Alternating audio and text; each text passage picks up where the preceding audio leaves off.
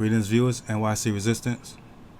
So some of these videos y'all might have seen before, but I just want to make a compilation of all these rookie cops and how they extort certain neighborhoods, with rampant tickets and things like that. So here you see some rookie cops.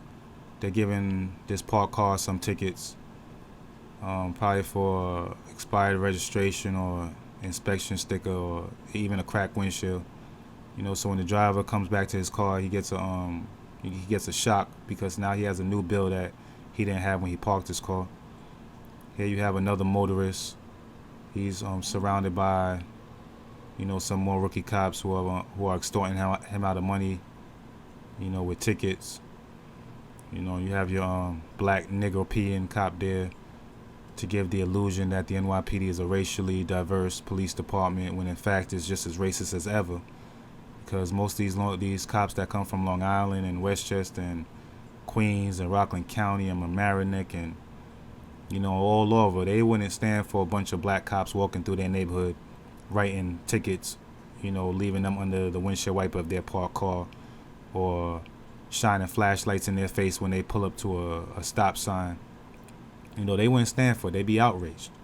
Because now you're taking money away from their baseball games and football games and hockey games and skydiving and vacations and all that. So what you see right here is it's like what's going on is like a pimp-prostitute relationship.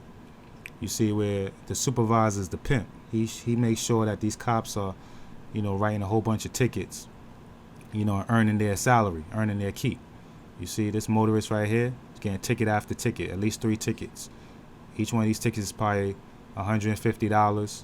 Not only that, it carries points that drives your car insurance up. So now you gotta pay, a higher insurance rate for the next 3 or 5 years, whatever the insurance company says. So everybody gets the feed on you. Everybody cashes in. You see? So that's what's going on. And they're able to come into these neighborhoods under the false guise of keeping you safe after they disarmed you. After they made you dependent on the police department for safety by disarming you, now they can extort you, as much as they like, via these tickets. They don't even have a car. This guy pulled over for them, and that's what he got for his troubles. He should have just looked the other way and drove off. So they're saluting him and they're offering up their tribute to the pimp, or the overseer or the supervisor, whatever you want to call it. To me, it's a pimp-prostitute relationship because they put them on the corner and make sure that they're working the corner really hard. You see, everybody's handing the notepad in. These cops, they can't walk around by their own free will. You see what I'm saying? They're like automatons. They're like drones. You know what I mean? Look, they're always smiling at their next target. You know what I mean? Like a piece of meat. You know what I mean? These are like jackals, like rabid wolves just looking for their next prey to feed on. You see?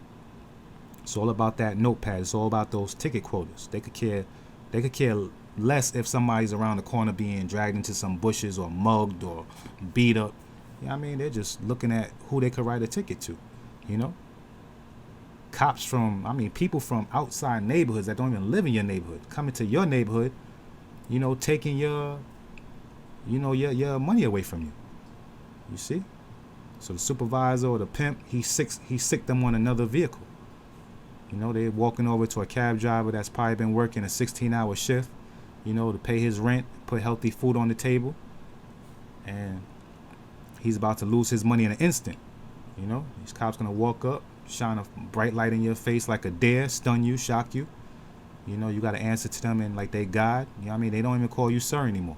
You gotta call them sir. You know what I mean? So this cab driver, man, he's gonna try to escape his meager earnings. Try to escape the extortion, and they're just gonna, point him out to the pimp, and he's gonna go chase him down and teach him that you can't escape, the long arm of extortion. So this is a different day. Also, this is in the Bronx, and you have 2 NYPD extortionists giving a car a ticket. The owner to that car is in the corner store right there. He had came out and said, "I'm right here. Please don't give me a ticket." They said, "You know what? Turn around and go back inside the store. You're gonna get this ticket, like it or not.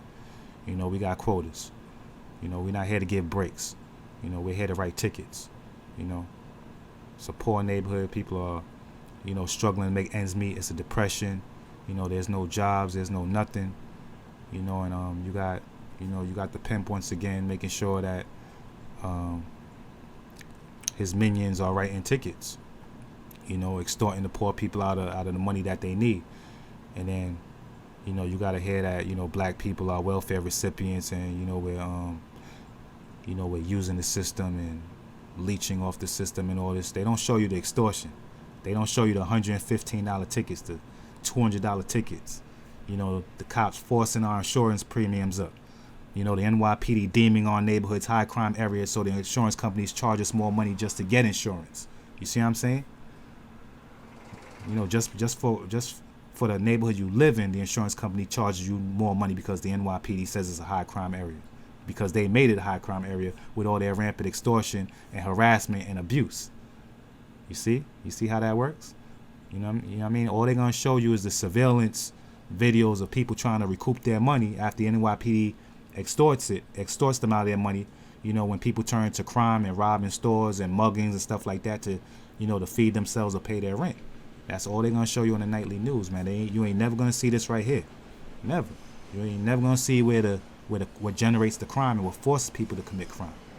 You know what I mean? This is nothing but low down, rampant, hardcore extortion. That's it. So you see this parked car getting a $115 ticket, 5-cent piece of paper. You now owe $115 just because one of these criminals put a orange piece of paper under your windshield wiper. Now you owe the New York City traffic court your hard-earned money. You know what I mean? So you got the pimp right there. He's on the phone, probably booking an appointment with a high-paid escort. So you have his two henchmen walk up, and once again you see them offering, their tribute, which is their notepad. That's all he's interested in. He's not even addressing them. He's not even turning to look at them. He's just like, come on, guys, you gotta step up the pace. You gotta you gotta write more tickets. Okay, listen.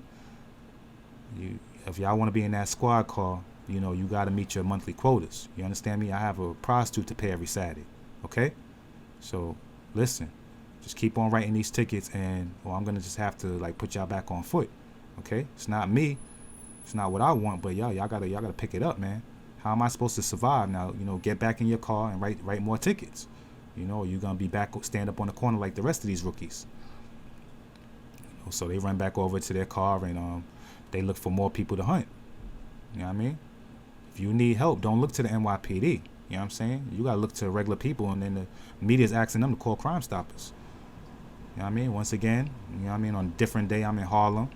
You got two cops from outside areas, probably Long Island or Queens. They don't live around here, so they don't care who they hurt, because when they hurt you, they never have to see you again because they don't live in your neighborhood, so it's easy to hurt you. It's easy to destroy your life.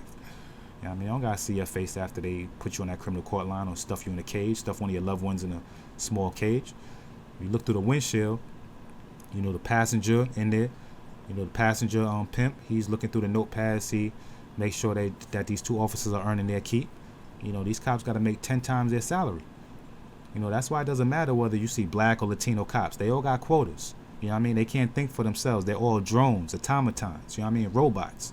All they're focused on is filling up that notepad with tickets. You know what I mean? So they can't help you or cut you any breaks or do you any favors or none of that. You know what I mean? So it don't make no sense you talk to them or reason with them or try to compromise with them. You know what I'm saying? They have no sympathy, they have no empathy, they have none of that, because all they're focused on is looking good when their pimp pulls up, and they could give him that filled notepad, you know what I mean, with your information, so they could tally up how many people gonna be on that court line tomorrow. You know what I mean? It's all about money. It's about business. You know what I mean? That's why all the cops, when they off duty, they have luxury cars, Mercedes-Benz, BMWs, Lincoln Navigators, all that type of stuff. Cadillac trucks.